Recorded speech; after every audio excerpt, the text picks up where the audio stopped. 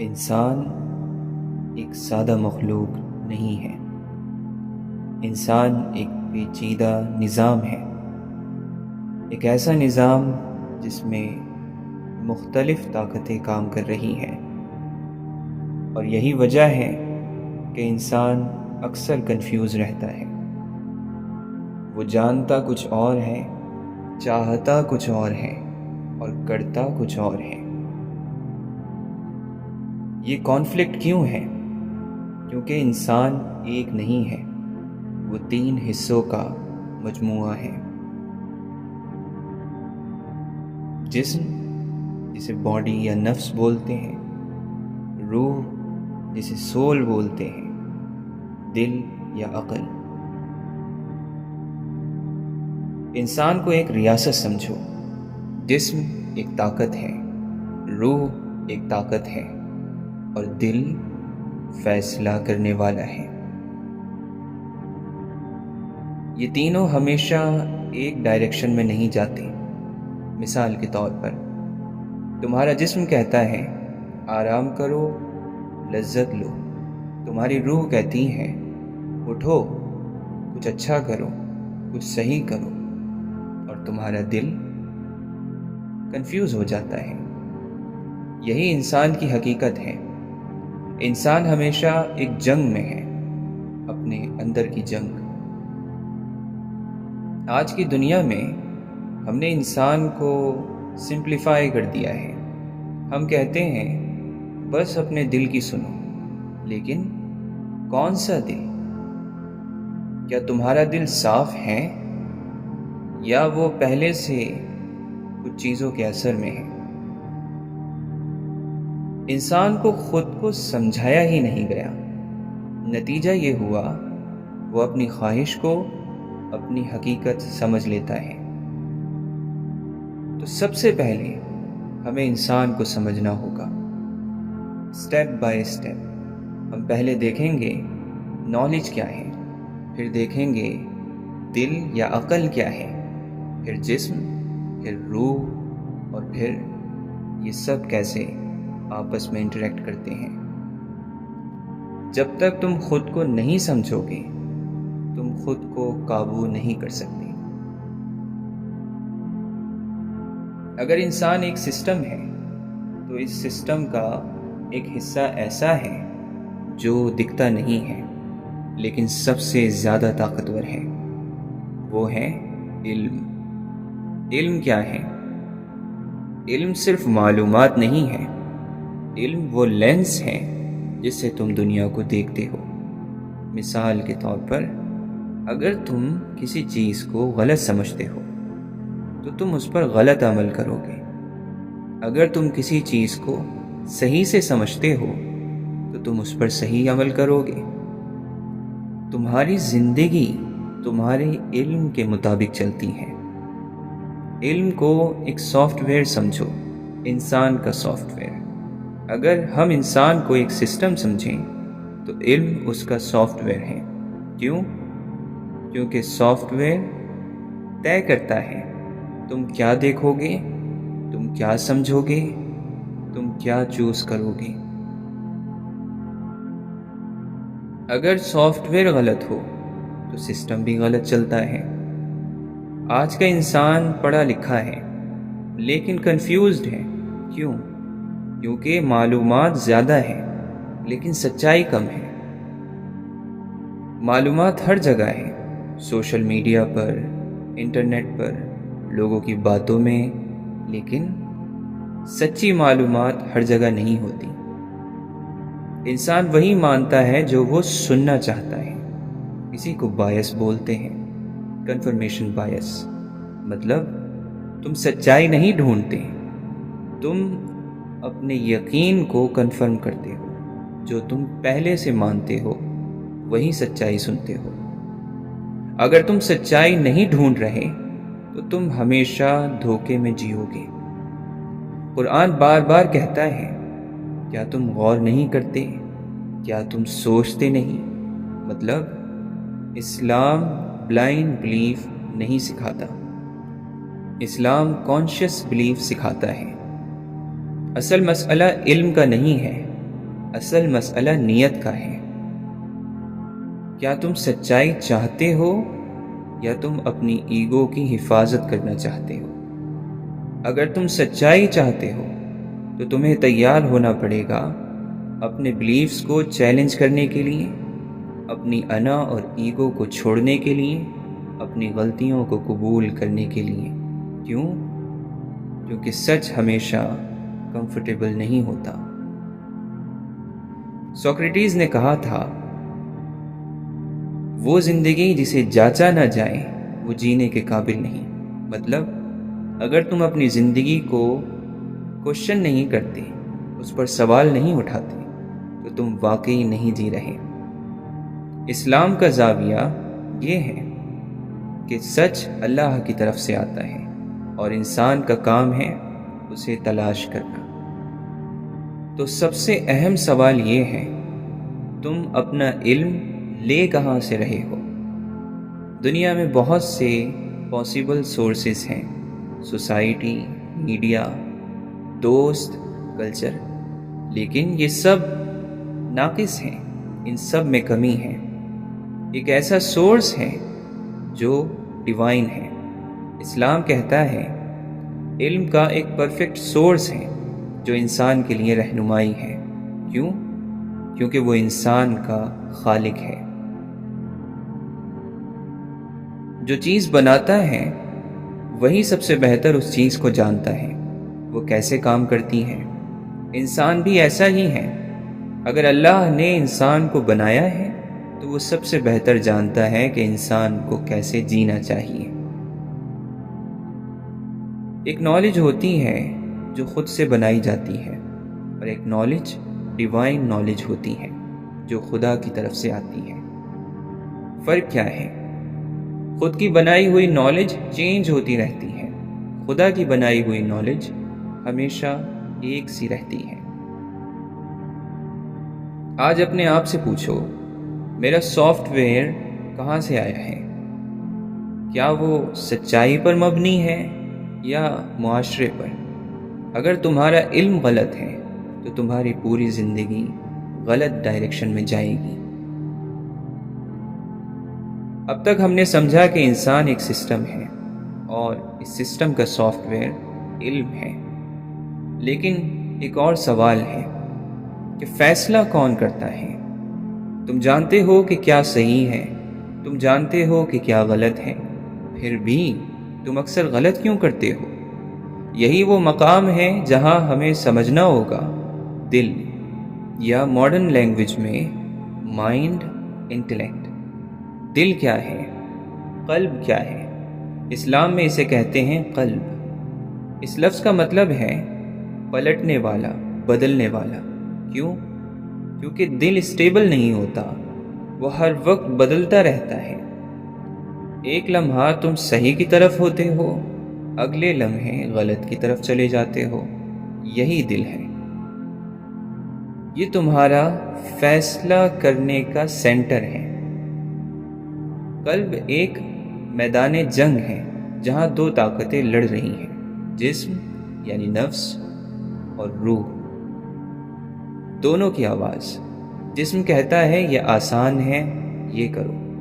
روح کہتی ہے یہ صحیح ہے، یہ کرو۔ ایک چیز تمہیں لذت دیتی ہے، دوسری چیز تمہیں معنی دیتی ہے۔ فیصلہ کون کرے گا؟ یہی تمہارا دل۔ ماڈرن سائنس کہتی ہے دماغ میں دو سسٹم ہوتے ہیں، امپلسیو سسٹم یعنی فوراً کسی لذت کو، خواہش کو پورا کرنا، اور ریشنل سسٹم جو تھوڑا لمبا یا لانگ ٹرم میں سوچتا ہے۔ اسلام ان دونوں سسٹمز کو نفس اور دل کہتا ہے۔ تمہارا دل نیوٹرل نہیں ہوتا، یا تو وہ سیکھا ہوا ہوتا ہے یا اس پر کسی کا قبضہ ہوتا ہے۔ دل کی ٹریننگ کیسے ہوتی ہے؟ تم جس چیز کو بار بار سنتے ہو، تم جس چیز کو بار بار کرتے ہو، تمہارا دل اسی طرف جھک جاتا ہے۔ ماڈرن سائیکالوجی کہتی ہے عادت کسی کام کو بار بار کرنے سے بنتی ہے۔ اسلام کیا کہتا ہے؟ گناہ بار بار ہوں تو دل پر پردہ پڑ جاتا ہے۔ جب انسان گناہ کرتا ہے تو دل پر ایک سیاہ نقطہ آ جاتا ہے۔ اگر وہ توبہ کرے تو صاف ہو جاتا ہے، اگر نہ کرے تو دل سیاہ ہوتا جاتا ہے۔ مطلب تمہارا دل شیپ ہو رہا ہوتا ہے ہر ڈیسیجن کے ساتھ۔ اگر تم بار بار جسم کی سنو تو دل کمزور ہو جاتا ہے۔ پھر کیا ہوتا ہے؟ تم جانتے ہو کہ غلط ہے، لیکن تم پھر بھی وہی کام کرتے ہو۔ کیوں؟ کیونکہ دل کمزور ہو چکا ہے جسم کے آگے۔ اور اگر تم روح کی سنو تو دل مضبوط ہوتا ہے جسم کے آگے۔ پھر کیا ہوتا ہے؟ تمہارے لیے صحیح کرنا آسان ہو جاتا ہے۔ انسان وہی کرتا ہے جو اس کا دل قبول کرتا ہے۔ اس لیے اصل جنگ علم کی نہیں ہے، اصل جنگ دل کی ہے۔ کیا تمہارا دل صاف ہے یا اس پر کچھ چیزوں کا اثر ہے؟ اب ہمیں سمجھنا ہوگا وہ طاقت کیا ہے جو دل پر اثر ڈالتی ہے، یعنی جسم۔ اب ہم اس طاقت کو سمجھتے ہیں جو سب سے زیادہ دل پر اثر کرتا ہے، تمہارے فیصلوں کو۔ جسم، یا اسلام کی زبان میں نفس۔ نفس کیا ہے؟ نفس تمہارا جسم نہیں ہے۔ نفس وہ سسٹم ہے جو تمہیں کھینچتا ہے لذت کی طرف۔ نفس وہ ہے جو آسانی چاہتا ہے، جو سکون چاہتا ہے، راحت چاہتا ہے، جو لذت چاہتا ہے۔ اللہ نے جسم کو اس طرح بنایا ہے کہ اس کی کچھ ضرورتیں ہیں، بنیادی ضرورتیں، جیسے بھوک، پیاس، نیند اور تعلق۔ یہ کیوں ہے؟ تاکہ انسان سروائیو کرے۔ لیکن یہاں ایک ٹوسٹ ہے۔ جب تم اپنی کسی نیڈ کو پورا کرتے ہو تو تمہیں لذت ملتی ہے۔ کیوں؟ کیونکہ برین ڈوپامین ریلیز کرتا ہے۔ مثال کے طور پر تم بھوکے ہو، کھانا کھاتے ہو، تمہیں اچھا لگتا ہے۔ یہ سسٹم ہے کیوں؟ تاکہ تم بار بار ایسے کام کرو جس سے تم سروائیو کر سکو۔ لیکن مسئلہ کہاں ہے؟ مسئلہ یہ ہے کہ یہ سسٹم اوور یوز ہو سکتا ہے، ضرورت سے زیادہ۔ یہاں ہمیں ایک بہت اہم فرق سمجھنا ہے، ضرورت اور خواہش میں۔ ضرورت کیا ہے؟ ضرورت محدود ہے۔ تمہیں تھوڑا کھانا چاہیے، تھوڑا پانی چاہیے، تھوڑا آرام چاہیے۔ خواہش کیا ہے؟ خواہش لامحدود ہے۔ تم اور چاہتے ہو، اور مزید اور مزید۔ ضرورت ختم ہو جاتی ہے، خواہش کبھی ختم نہیں ہوتی۔ نفس کا بیہیویئر کیا ہے؟ نفس ہمیشہ زیادہ چاہتا ہے کیونکہ اسے لذت یاد رہتی ہے۔ برین یاد رکھتا ہے کہ اس چیز سے مجھے اچھا فیل ہوا تھا۔ پھر کیا ہوتا ہے؟ وہ اسے دوبارہ چاہتا ہے، اور یہیں سے ایڈکشن کا آغاز ہوتا ہے۔ جب تم بار بار لذت کے پیچھے جاتے ہو تو وہ عادت بن جاتی ہے، پھر وہ ایڈکشن بن جاتی ہے۔ مثال کے طور پر جنک فوڈ، سوشل میڈیا اور لسٹ۔ نفس کا اصل مقصد برا نہیں ہے، یہ تمہیں زندہ رکھتا ہے، کھانے سے، آرام سے اور اپنے ہم سفر کے ساتھ تعلق سے، تاکہ تمہاری نسل چل سکے۔ لیکن اگر اسے قابو نہ کیا جائے تو یہ ڈسٹرکشن اور بربادی بن جاتا ہے۔ اسلام نفس کو 3 مرحلوں میں بیان کرتا ہے۔ نفس امارہ، برائی کی طرف لے جانے والا۔ نفس لوامہ، خود کو ملامت کرنے والا۔ نفس مطمئنہ، پرسکون نفس۔ نفس امارہ یہ وہ نفس ہے جو ہمیشہ کہتا ہے جو دل چاہے کرو۔ قرآن کہتا ہے ان النفس لامارۃ بالسوء، یعنی نفس ہمیشہ برائی کا حکم دیتا ہے۔ نفس لوامہ یہ وہ مرحلہ ہے جہاں تم غلطی کرتے ہو اور تمہیں شرمندگی ہوتی ہے۔ نفس مطمئنہ یہ وہ سٹیج ہے جہاں تم قابو میں ہوتے ہو۔ ہر انسان کا نفس ہوتا ہے، فرق کہاں ہے؟ قابو میں، کنٹرول میں۔ اگر نفس کنٹرول میں نہ ہو تو وہ تمہیں کھینچ لے گا پلیجر کی طرف، اگر کنٹرول میں ہو تو وہ تمہاری خدمت کرے گا۔ نفس برا نہیں ہے، بے قابو نفس برا ہے۔ آج اپنے آپ سے پوچھو، میں اپنی خواہشات کو قابو کر رہا ہوں یا وہ مجھے قابو کر رہی ہیں؟ اب ہمیں سمجھنا ہوگا وہ طاقت جو ہمیں صحیح کی طرف بلاتی ہے، یعنی روح۔ اب تک ہم نے جسم کو سمجھا، اس کی خواہشات کو سمجھا، اس کے لذت کے نظام کو سمجھا، لیکن انسان صرف جسم نہیں ہے۔ اگر انسان صرف جسم ہوتا تو وہ ایک جانور کی طرح ہوتا جو صرف کھاتا، سوتا اور اپنی خواہشات پوری کرتا۔ لیکن انسان کے اندر ایک اور چیز ہے، ایک ایسی چیز جو اسے روکتی ہے، جو اسے کھینچتی ہے ایک دوسری جانب، جو اسے کہتی ہے کہ ہر وہ چیز جو آسان ہے ضروری نہیں کہ صحیح بھی ہو۔ یہی ہے انسان کی روح۔ روح وہ حصہ ہے جو تمہیں اس وقت بولتی ہے جب تم غلط کرنے جا رہے ہوتے ہو۔ وہ ایک خاموش آواز ہے جو تمہارے اندر سے آتی ہے، جو تمہیں یاد دلاتی ہے کہ تم اس سے بہتر ہو، تم اس سے اوپر ہو۔ ماڈرن سائیکالوجی اسے کنسائنس کہتی ہے، ایک انر مورل کمپاس، لیکن اسلام اس کو صرف ایک سائیکولوجیکل میکینزم نہیں سمجھتا، بلکہ ایک حقیقی حقیقت سمجھتا ہے، ایک الہی تعلق۔ قرآن کہتا ہے کہ اللہ نے انسان میں اپنی روح میں سے پھونکا، یعنی انسان کے اندر ایک ایسا عنصر رکھا گیا ہے جو اسے صرف مادی دنیا تک محدود نہیں رکھتا، بلکہ اسے ایک ہائر ریئلٹی سے جوڑتا ہے۔ روح کی سب سے بڑی خاصیت یہ ہے کہ یہ لذت پر نہیں چلتی، یہ معنی پر چلتی ہے۔ جسم کہتا ہے کہ مجھے اچھا لگے، روح کہتی ہے کہ یہ صحیح ہے یا نہیں۔ جسم فوری ریوارڈ چاہتا ہے، روح لانگ ٹرم سچائی چاہتی ہے، اور یہی وہ جنگ ہے جو ہر انسان کے اندر چلتی ہے۔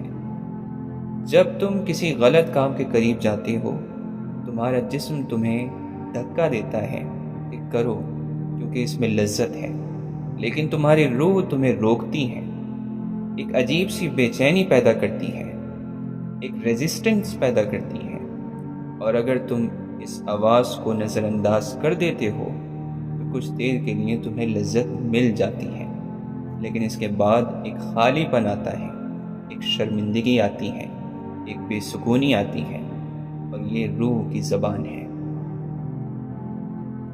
ایک بہت اہم بات یہاں سمجھنی ہے کہ روح کی نیڈز بھی ہوتی ہیں، لیکن وہ جسم کی نیڈز جیسی نہیں ہوتی۔ جسم کی ضرورتیں فوری ہوتی ہیں، اور اگر تم انہیں پورا نہ کرو تو وہ تمہیں ڈسٹرب کرتی ہیں، لیکن روح کی ضرورتیں خاموش ہوتی ہیں، وہ تمہیں خاموشی سے کھینچتی ہیں۔ روح چاہتی ہے سچ، روح چاہتی ہے پاکیزگی، روح چاہتی ہے میننگ، روح چاہتی ہے کنیکشن اللہ سے، حقیقت سے، سچائی سے۔ اور جب تم روح کی ان ضرورتوں کو نظر انداز کرتے ہو تو تم باہر سے شاید ٹھیک لگتے ہو، تمہارے پاس سب کچھ ہوتا ہے، لیکن اندر ایک خلا ہوتا ہے، ایک خالی پن، جسے تم سمجھ نہیں پاتے۔ یہی وجہ ہے کہ آج کا انسان جس کے پاس ہر سکون ہے، ہر سہولت ہے، پھر بھی اندر سے خالی ہے، کیونکہ اس نے جسم کو تو فیڈ کیا لیکن روح کو بھوکا رکھا۔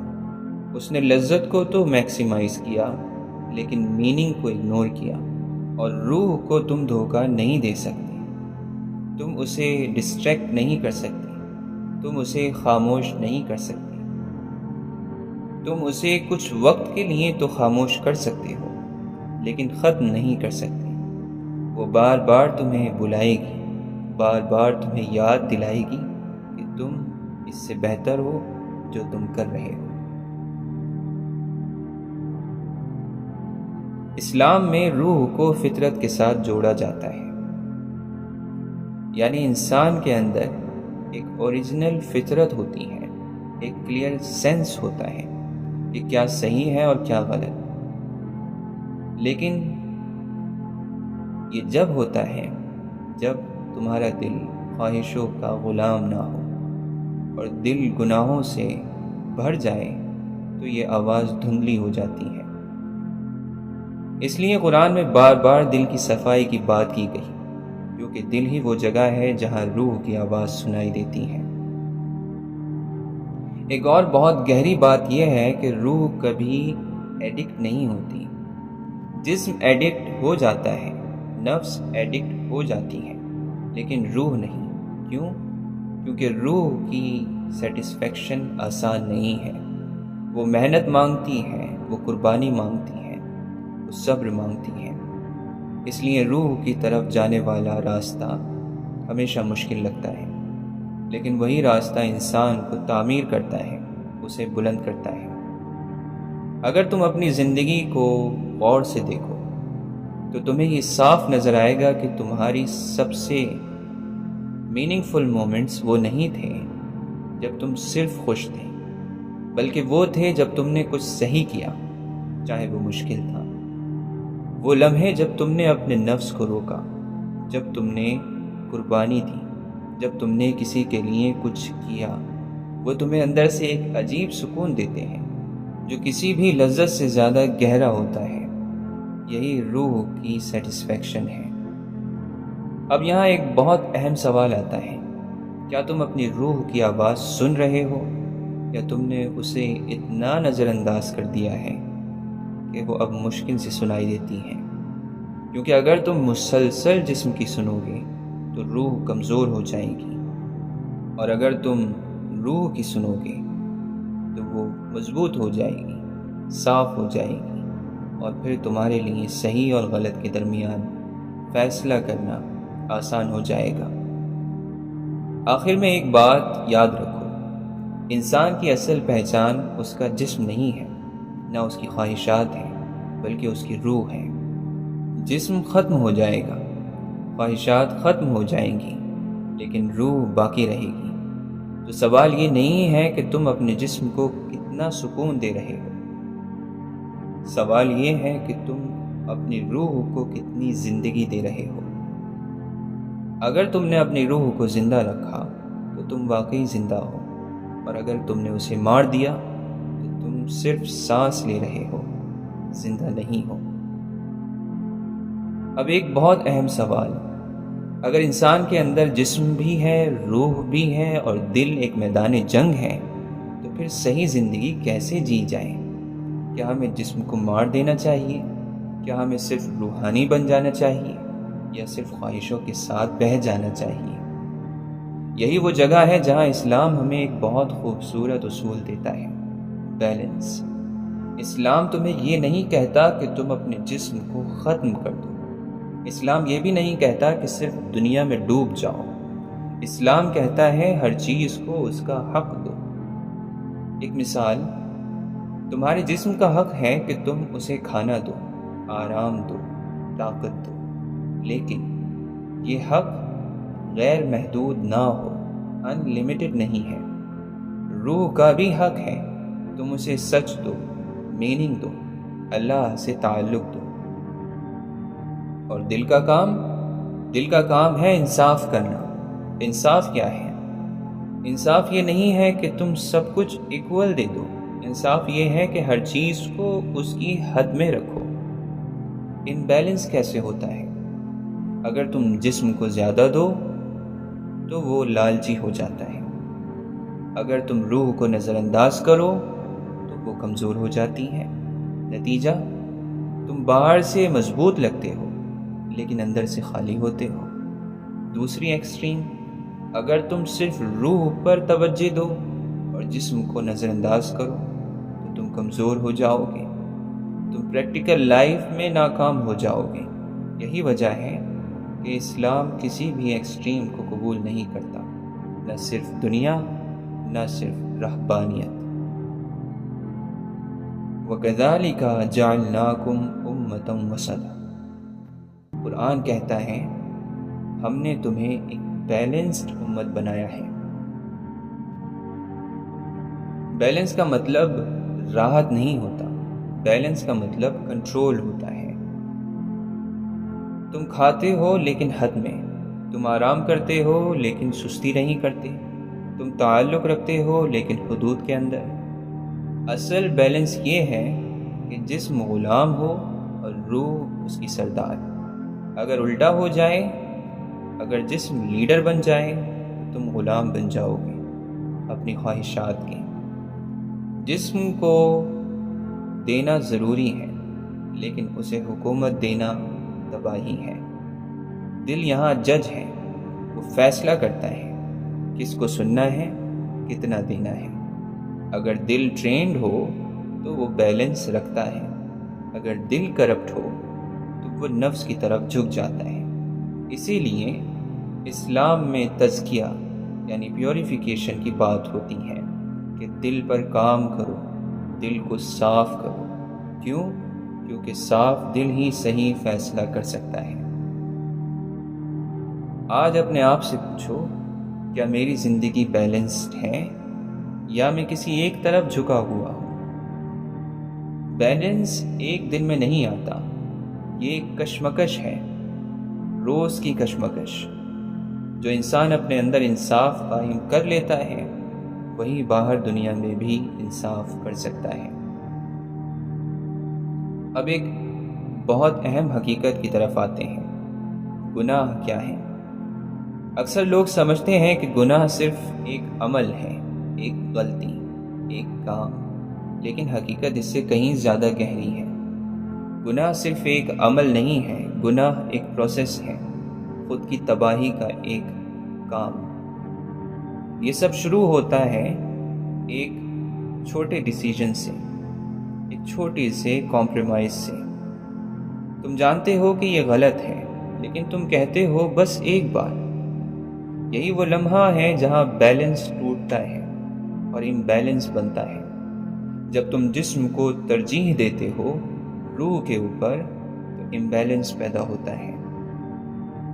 تم نے اپنے نفس کو جیتنے دیا، ایک بار ہی صحیح، پھر وہ اور مضبوط ہوتا چلا جاتا ہے۔ جب تم بار بار ایک غلطی کرتے ہو تو وہ عادت بن جاتی ہے، پھر وہ تمہاری آئیڈینٹی بن جاتی ہے۔ گناہ تمہیں ایک ہی بار میں نہیں گراتا، وہ تمہیں آہستہ آہستہ نیچے لے جاتا ہے۔ ہر گناہ دل پر اثر ڈالتا ہے۔ جب انسان گناہ کرتا ہے تو دل پر ایک سیاہ نقطہ لگ جاتا ہے۔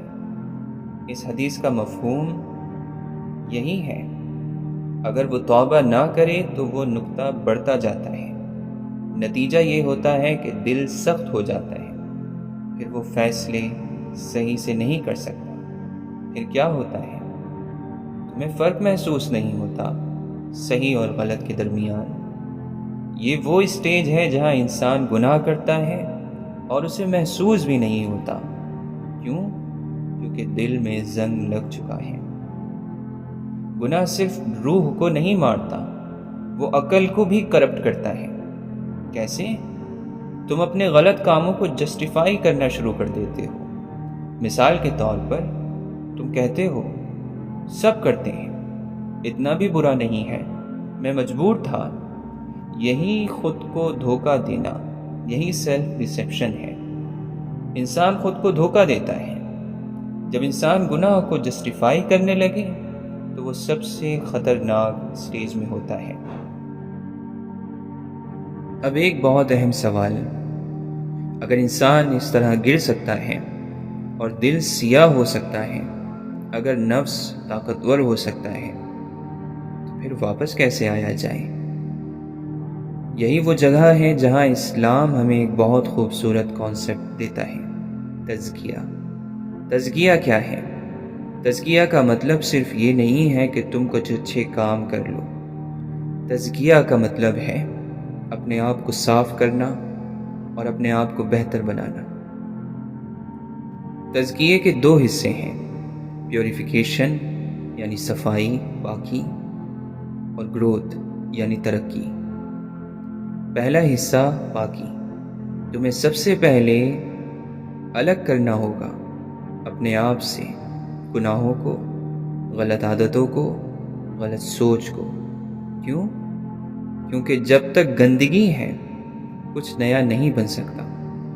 یہاں توبہ آتی ہے۔ توبہ کیا ہے؟ صرف سوری کہنا نہیں، دل سے واپس آنا، غلطی کو قبول کرنا، افسوس محسوس کرنا، دوبارہ نہ کرنے کا فیصلہ کرنا۔